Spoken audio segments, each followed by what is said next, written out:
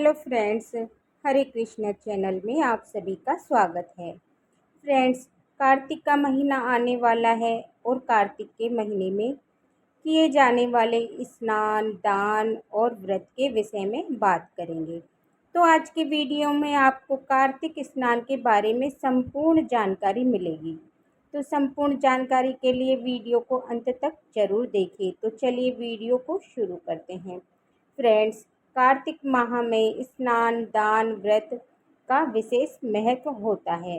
Friends, शास्त्रों के अनुसार जो लोग कार्तिक माह में दान करते हैं, तप करते हैं, उनका फल उन्हें अनंत काल तक प्राप्त होता है। और कार्तिक माह में अन्न का दान सबसे ज़्यादा महत्वपूर्ण माना जाता है, क्योंकि अन्न मनुष्य के जीवन का आधार होता है।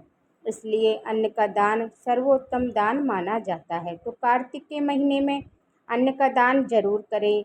और जो जो लोग दान नहीं कर सकते हैं, समर्थ नहीं है दान करने में, वो लोग कम से कम स्नान जरूर करें, क्योंकि कार्तिक स्नान का भी बहुत अधिक महत्व होता है।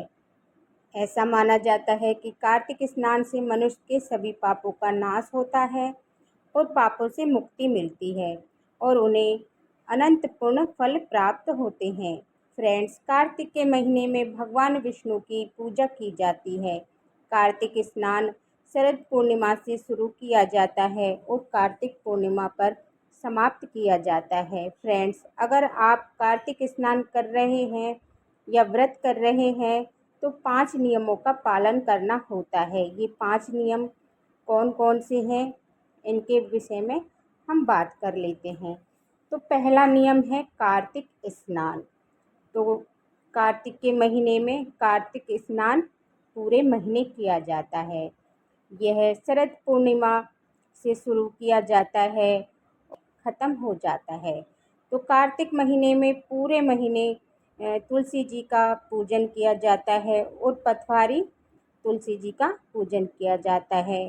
कार्तिक के महीने में तुलसी पूजा सुबह उठकर स्नान कर कर ब्रह्म मुहूर्त में किया जाता है। इसके साथ साथ मंदिरों में भगवान विष्णु की पूजा, शंकर भगवान, जितने भी मंदिर होते हैं उनमें दीप दान करना, पूजा करना और कार्तिक महात्म का रोज एक अध्याय का पाठ करना।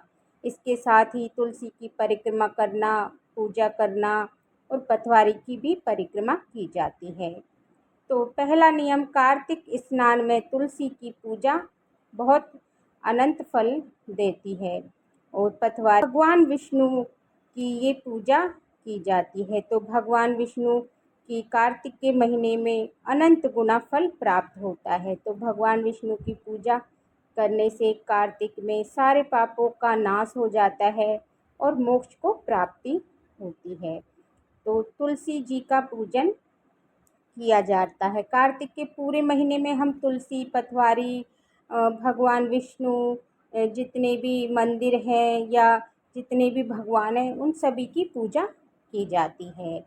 कि तुलसी जी के साथ साथ सारे भगवानों की भी पूजा की जाती है। जितने भी व्रत आते हैं कार्तिक के महीने में, उन सारे व्रतों का पालन किया जाता है, नियम किया जाता है, उनकी पूजा की जाती है, दीपदान किया जाता है, दान पुण्य किया जाता है, व्रत किया जाता है। तो तुलसी जी का ये पहला नियम कार्तिक स्नान का नियम होता है। तो तुलसी जी की पूजा की जाती है। तो उसके नीचे हम तुलसी की पूजा के नीचे तुलसी जी की कथा सुनते हैं। और जितनी भी कार्तिक के महीने में हम जो भी कथा सुनते हैं भगवान विष्णु की, ये सारी कथाएं कार्तिक के महीने में सुनी जाती है और इनका हमें अनंत काल तक फल प्राप्त होता है। और ऐसा माना जाता है कि कार्तिक के महीने में जो मनुष्य स्नान करता है वो पुण्य फल प्राप्त होता है। तो तुलसी पूजा का नियम, तो तुलसी पूजा का नियम ये होता है कि कार्तिक के महीने में हम सुबह जल्दी उठें, ब्रह्म मुहूर्त में 5 बजे। तो 5 बजे से पहले ब्रह्म मुहूर्त 5 बजे के बाद ख़त्म हो जाता है। वैसे तो कार्तिक स्नान में तुलसी जी की पूजा ब्रह्म मुहूर्त में 4 बजे की जाती है। नियम के अनुसार तो तुलसी जी का पूजन 4 बजे किया जाता है। तो इसलिए हमें ब्रह्म मुहूर्त में तो कार्तिक की पूजा ब्रह्म मुहूर्त में की जाती है। और तुलसी जी के नीचे हमें सुबह शाम ज़रूर दीपदान करना होता है और आरती करनी होती है। तो कार्तिक का तीसरा नियम होता है हरिश्चंद्रन का नियम। तो कार्तिक के महीने में हरिश्चंद्रन का नियम जागरण होता है, कहानी सुननी होती है और हमें कार्तिक के पूरे महीने डेली रोज़ कहानी सुननी होती है। और रोज़ हमें कार्तिक महात्म्य का रोज़ एक अध्याय सुनना होता है। और कार्तिक अध्याय सुनने के साथ साथ हमें रोज़ ज़रूर भजन कीर्तन करना होता है। तो रोज़ भजन कीर्तन कार्तिक के महीने में बहुत ही सुफल प्रदान करता है। इसमें भजन कीर्तन में जितने भी भगवान विष्णु के आप पे गीत भजन आते हैं वो करने चाहिए, जिससे कि हमें और भी पुण्य फल प्राप्त हो। कार्तिक स्नान का चौथा नियम होता है कि दीपदान का नियम। तो फ्रेंड्स, शास्त्रों के अनुसार भगवान विष्णु ने कुबेर देवता को ये आदेश दिया था कि जो लोग कार्तिक माह में दीपदान करेंगे उन्हें धन की कमी कभी नहीं होगी। तो दीपदान कई तरीके से किया जाता है। दीपदान गंगा यमुना में दीप बहा के भी किया जाता है, मंदिरों में भी दीपदान किया जाता है, तुलसी पूजा में भी दीपदान किया जाता है, भगवान विष्णु के मंदिर में भी दीपदान किया जाता है। तो आकाश दीपदान भी किया जाता है। तो पहले आकाश दीपदान किया जाता था।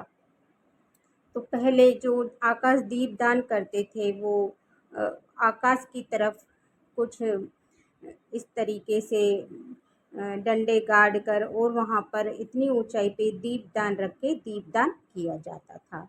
तो दीपदान का भी कार्तिक माह में बहुत ही महत्व होता है।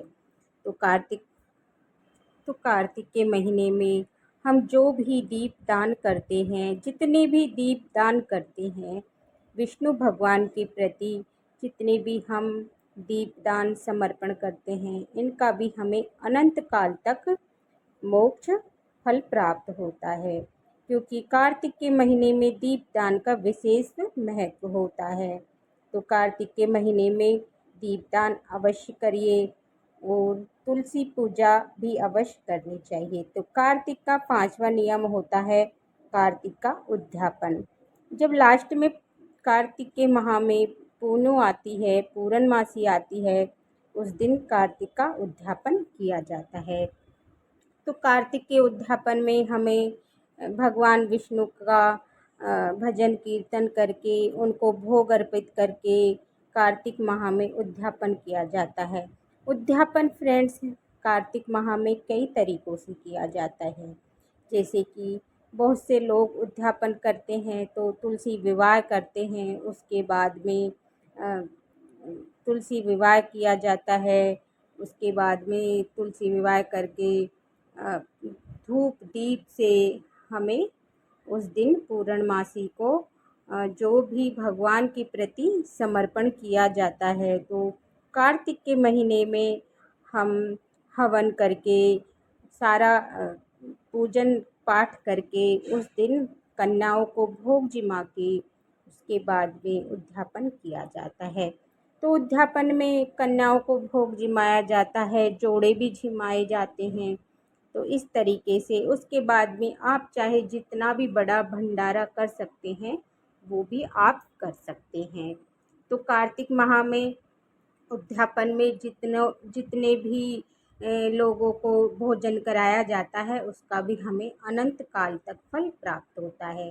तो कार्तिक के महीने में जितने भी हम दीप दान पूजन पाठ कहानी या कार्तिक व्रत उद्यापन बहुत ही अधिक विशेष कार्तिक के महीने में इनका महत्व होता है। तो फ्रेंड्स, ये थी कार्तिक के 5 नियम। तो हमें इस तरीके से पूरे कार्तिक में नियम पूर्वक व्रत करके दान पुण्य करके और अपनी श्रद्धा के अनुसार पूजा और उद्यापन करके पूरे महीने इस तरीके से पूजा की जाती है। तो फ्रेंड्स, अगर ये कार्तिक के 5 नियम आपको पसंद आए हों और यूजफुल हो ये वीडियो, तो मेरी वीडियो को लाइक करिए। और अभी तक आपने हरे कृष्णा चैनल को सब्सक्राइब नहीं किया है तो सब्सक्राइब कर लीजिए और मेरी बेल आइकन बटन को भी प्रेस कर दीजिए ताकि मेरा आने वाला वीडियो आप तक पहुंच सके। तो मेरा वीडियो देखने के लिए बहुत बहुत धन्यवाद। राधे राधे। जय